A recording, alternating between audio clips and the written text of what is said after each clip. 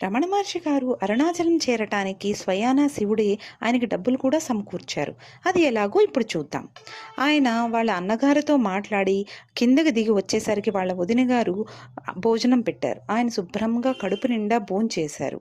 అదే వారి ఇంట తిన్న ఆఖరి భోజనం. భోజనం అయిన తర్వాత వాళ్ళ అన్నగారు వచ్చి, ఎలాగో నువ్వు స్కూల్కి వెళ్తున్నావు కాబట్టి, నీ స్కూల్ పక్కనే నా కాలేజీ కాబట్టి, అందులో పెట్టెలో ₹5 ఉన్నాయి, అవి తీసుకెళ్ళి నా ఫీజు కట్టే అన్నారట. అప్పుడు వెంటనే అరుణాచలం వెళ్ళడానికి స్వయానా శివుడే నాకు డబ్బులు ఏర్పాటు చేశారు అని వెంకటరమణ అనుకున్నారు.